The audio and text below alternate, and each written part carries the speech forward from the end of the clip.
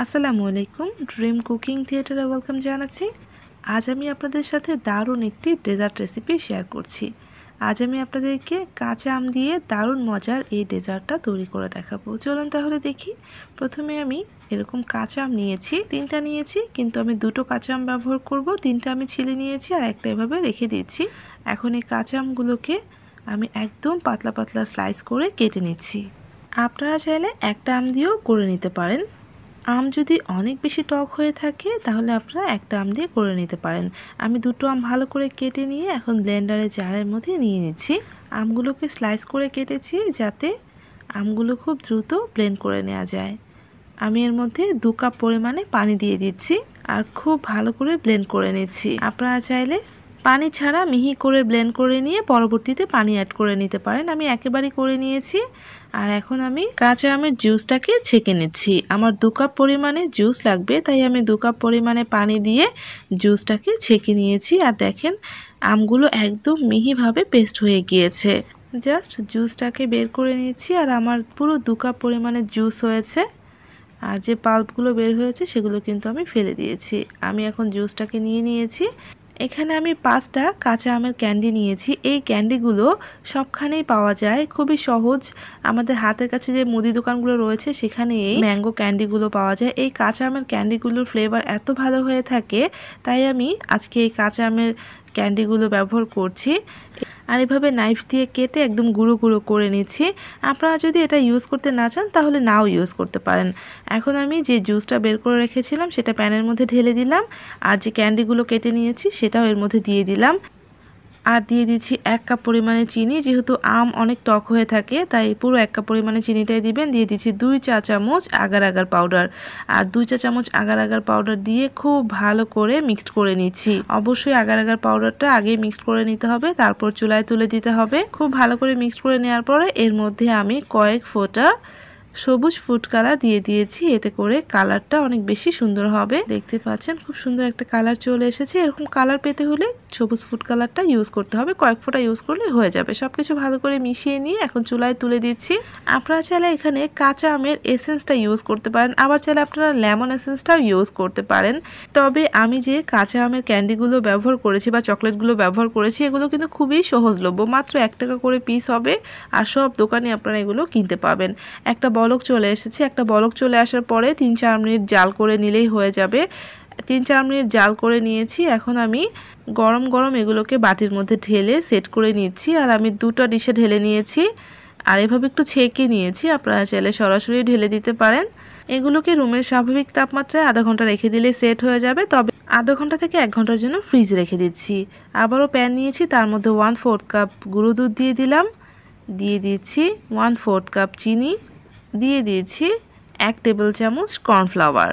আর দিয়ে দিয়েছি পুরো 2 কাপ পরিমাণে দুধ। দুধটাকে আমি আগে একটু জাল করে নিয়েছিলাম। জাল করে ঠান্ডা করে তারপর এর সাথে অ্যাড করে দিলাম আর খুব ভালো করে মিক্সড করে নিয়েছি যাতে কর্নফ্লাওয়ারটা খুব ভালোভাবে মিশে যায় আর গুঁড়া দুধটাও খুব ভালোভাবে মিশে যায়। সব কিছু ভালোভাবে মিশে গিয়েছে। এখন আমি চুলায় তুলে দিচ্ছি আর চুলায় একটা বলক তুলে জাল করে নিব। যেহেতু দুধটাকে আমি আগেই জাল করে নিয়েছি তাই এই পর্যায়ে একটা বলক তুলে জাল করে নিব। অনবরত নেড়ে দিচ্ছি। যেহেতু কর্নফ্লাওয়ার দেওয়া রয়েছে তাই একটু নেড়ে চেড়ে দিতে হবে যাতে এগুলো দলা পেকে না যায়।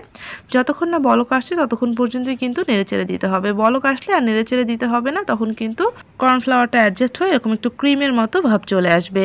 দুধের মধ্যে এমন ক্রিমি টেক্সচার পেতে হলে 1 টেবিল চামচ কর্নফ্লাওয়ার অ্যাড করে দিবেন। আমি ভালোভাবে ঠান্ডা করে নিয়েছি আর চুলায় আবারও প্যান বসিয়ে দিয়ে পানি গরম করে নিয়েছি। তার মধ্যে দিয়ে দিয়েছি 1/4 কাপ সাবুদানা। আর সাবুদানাটা ভালোভাবে সিদ্ধ করে নিচ্ছি। পুরোপুরি ট্রান্সপারেন্ট কালার না হওয়া পর্যন্ত সাবুদানাটাকে সিদ্ধ করে নিতে হবে।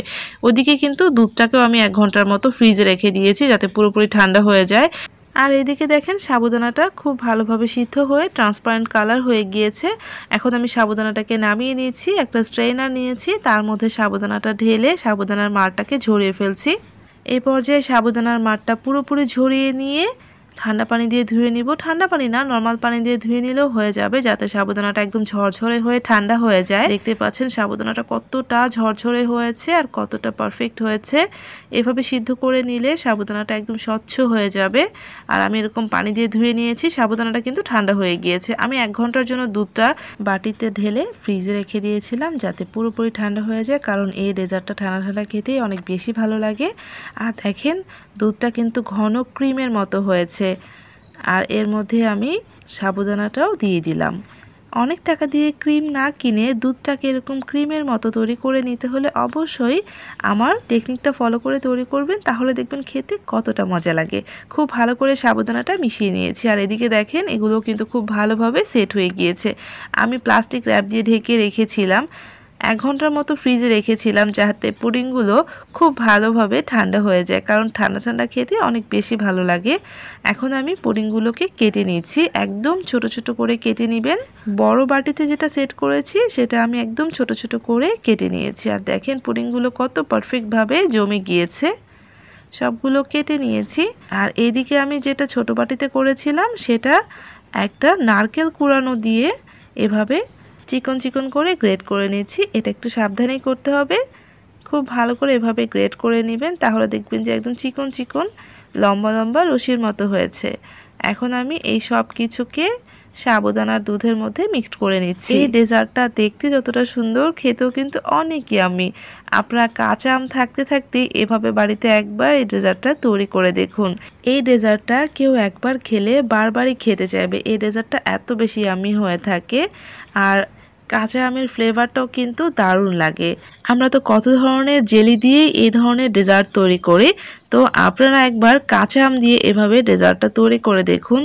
যেহেতু এখন প্রচুর কাঁচা আমের সময়, আমরা তো কাঁচা আম দিয়ে অনেক ধরনের রেসিপি করছি। একবার এটা ট্রাই করুন, আশা করছি আপনাদের কাছে অসাধারণ লাগবে। আমি ডেজার্ট গ্লাসে সার্ভ করে নিয়েছি। দেখতে যতটা সুন্দর, খেতেও অনেক বেশি মজা। একটু টকটক রয়েছে, তাই খেতে একটু স্পেশাল লাগে। আমার কাছে কিন্তু ভীষণ ভালো লেগেছে, আশা করছি আপনাদের কাছেও ভালো লাগবে। আপনারা অবশ্যই তৈরি করে দেখবেন। আর যদি ভালো লাগে তাহলে প্লিজ আমার রেসিপিটাতে লাইক দিতে ভুলবেন না। তার সাথে এমন আরও রেসিপি পাওয়ার জন্য প্লিজ আমার চ্যানেলটাকে সাবস্ক্রাইব করে সাথে থাকবেন। সবাই ভালো থাকবেন। আল্লাহ হাফিজ।